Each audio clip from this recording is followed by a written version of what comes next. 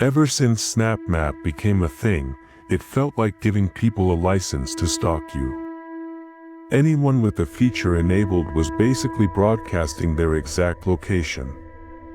I used to have it on too, maybe just to make it seem like I was always busy, always out. Dumb reason, I know. I'm in 11th grade. A junior. Snapchat is like social oxygen in high school. Even the loners have it. The really weird kids. Yeah, them too. One of them was Zachary, or Zach, as he called himself. Zach had always been off. Since elementary school, he'd float around the fringes of the crowd, always alone, always staring a bit too long. No one knew what was wrong with him, if anything, but everyone agreed, something about him just wasn't right. So when I got a friend request from someone named Zach Meister, I knew exactly who it was. Still, for some reason, I added him. Maybe I felt bad. Maybe I was just being nice. Minutes later, he sent me a photo. And then a video. I hesitated to open it. God knows what it could be, but curiosity won. I waited a few hours, acting disinterested. Then, in bed that night, I opened them. The photo. It was of me. Sitting in the school lunchroom. The video. Footage of the lunch bell ringing. Kids getting up. Me getting up. Zach's camera zoomed in on me as I walked away. And at the bottom, the caption. Cutie LOL. I was creeped out. I should have blocked him right then. But I didn't. Later that night, he messaged me again. You live on Maple Avenue, right? I accidentally opened the notification. Yeah, I replied, without thinking. He answered instantly. I didn't open his next message. I figured ignoring him would make him lose interest. But the longer I waited, the more persistent he got. Snap after snap came through. Eventually, I put my phone on the desk, turned off the TV, and went to sleep. The next morning, I woke up freezing. My window was wide open. My closet door too. I sat up slowly, confused. I didn't remember opening either. Then I checked my phone. Snapchat was lit up with notifications from Zach. The snap started innocently enough. A picture of a sidewalk. Then, my house. Then, my bedroom window. Then, a photo of me, taken from outside. Then, a photo of him, inside my room. And finally, one last picture. Me in bed, taken from inside my closet. I sat frozen. My blood felt like ice. The messages followed. Why don't you answer? I'm gonna come visit you LOL. You still have SnapMap on, you know. I like watching people sleep. I found you with SnapMap. Hope that's okay. You're cute by the way. And then, are you up yet? What are you doing? I've been using Snapchat for a little over a year. Just to share funny moments or cool stuff happening in my life. Nothing unusual. I mean, every high school has that one kid, the one who takes jokes too far, the one everyone whispers about behind his back. At our school, that kid was Alex. Pale as a ghost, with a bowl cut that never changed and eyes that always seemed just a little too wide.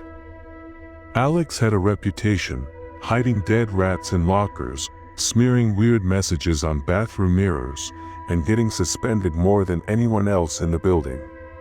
One night, while I was in the middle of a game, I got a notification from Snapchat.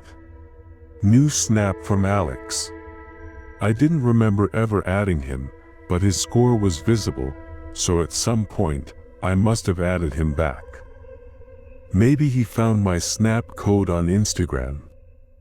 I set my phone down and finished my match before checking. When I opened the snap, I froze. It was a photo. A close-up of a door handle. Specifically, a lock, like the kind on our back door. The caption just read, "Hello." I screenshotted it immediately. I messaged him, "Why did you send me that?" He replied with another photo. This one was blurry, clearly taken through a window. My stomach dropped. It was our kitchen. I jumped up and ran straight there, looking out the window. He was on the deck, laughing. I bolted to the dining room, yanked open the door, ready to scream, but I stopped cold. Alex was still standing there, smiling, with one hand behind his back. I shouted, "Get off my property." He didn't move. Just tilted his head and slowly pulled his hand out. A knife. I slammed the door shut and locked it. My heart was slamming against my ribs. Through the glass, I yelled, "If you don't leave, I'm calling the cops." He just smiled again. Slowly, he stepped backward and walked off the deck like nothing had happened. I raced around the house, locking every door, every window. My hands were shaking so badly I almost dropped my phone. I don't know what he planned to do. I don't want to know. All I know is this. That snap of a door handle might have been the only warning I ever got. It started 2 nights ago, and I still can't sleep. I usually get random people adding me on Snapchat, probably because I have my Snap linked in my Instagram bio. Not bragging, but I post a lot about my lifestyle, nice car, designer stuff, travel, so it attracts attention. Most of the time it's harmless. That night it was storming. Rain pounded the windows as I chilled on the couch with my friend, half watching a movie. My phone buzzed, 2 new friend requests. One from Casey Walsh. The other from Bree Owens. I didn't recognize either name. Both had really low Snap scores, like 200 and maybe 1,500. Probably bots, I figured. But out of curiosity, I added them back. A few minutes later, Casey snapped me. A black screen. With the caption, "You're cute." I didn't reply. It felt off, like someone playing a game or catfishing. But then I checked Snap Map. Both girls had their locations visible, and they were together. In a car. A few streets from me. That's when it stopped feeling like a joke. I told my friend I had to head home. The storm was getting worse, and it was getting late. I jumped in my car and hit the highway, driving slow through the heavy rain. The road was nearly empty, just me and the storm. Then, headlights appeared behind me. One car. Kept a steady distance. When I took my exit, it followed. When I turned onto my street, it followed again. Now I was watching it in the mirror with my heart pounding. I pulled into my driveway, cut the engine, and sat in the silence. The other car. It kept going. Then slowed down. Then stopped. Chills crawled down my back. I unlocked my phone and opened Snap Map again. Both girls were still visible. Right on top of my location. Right outside my house. My breath hitched. I shut off the screen and clenched my jaw. I couldn't tell if I was about to cry or throw up. I thought about making a run for it, but what if they were waiting? So I called the house phone. My dad picked up immediately. I whispered, almost crying, "Dad, come outside. Please, right now." As I watched the car outside, it started to reverse, heading back toward the driveway. Then the front door opened. My dad stepped out onto the porch. The moment he appeared, the car sped off. I ran through the rain and into the house. My dad grabbed me and asked, "Who were those men?" I blinked. "Men? What do you mean?" He looked at me, serious. There were at least 3 of them in that car. Big guys. Watching me. I haven't slept since. Last night, I swear I heard someone outside my window, leaves crunching, garbage cans scraping. Then, right outside the glass. "I know you're up. Don't move a muscle." It was my dad's voice, but he wasn't outside. He was hiding behind my bed. Waiting. Watching. He'd seen the car again. Seen them outside. Waiting. Tonight, we're keeping the lights on. One more sound and we're calling the cops. I don't know what those people wanted, but they found me through Snap Map. And now they know where I live. It all started with a simple friend request. A cold December afternoon, nothing unusual. I was scrolling through Snapchat when I saw the notification. "Zach Meister added you." I knew exactly who it was. Zach Morley. The weird kid. He'd been off since elementary school, quiet, awkward, always alone in the cafeteria, never speaking unless spoken to. No one ever really knew if he had issues, but there was a heaviness about him.